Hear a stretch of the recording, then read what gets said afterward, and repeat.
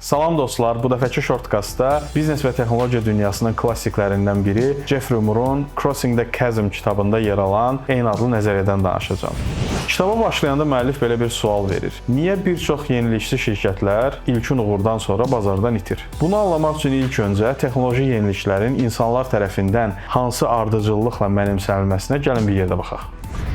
İlk öncə yenilikləri ilk sınaqdan keçirməyi sevən innovatorlar gəlir. Onların sayı çox azdır, təxminən 2.5%. Amma ətrafda ekspert kimi nüfuzları yüksəkdir. İkinci dalğa yenilikləri tez anlayıb tətbiq edən early adopters adlanır. Daha sonra isə biraz gözləyib nəticəni görəndən sonra yeniliyi qəbul edən pragmatist early majority. Yalnız hər kəs yeni məhsulu istifadə etməyə başladıkdan sonra late majority gəlir. Ən sonda isə laggardlar. Bu qrup ümumiyyətlə məcbur olmasaydılar yeni məhsula heç keçməzdilər.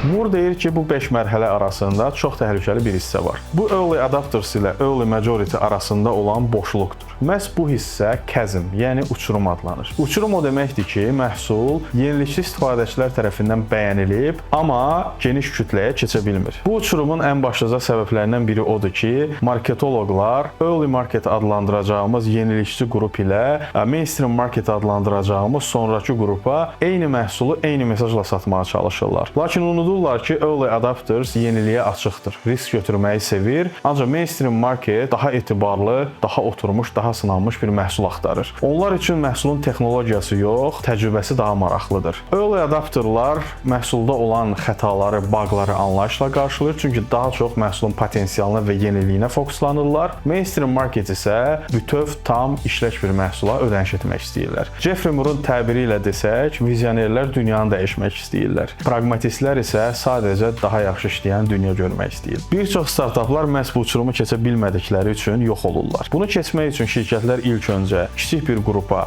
konkret bir segmentə fokuslanmalı, orada dominant olduqdan sonra genişlənməlidirlər.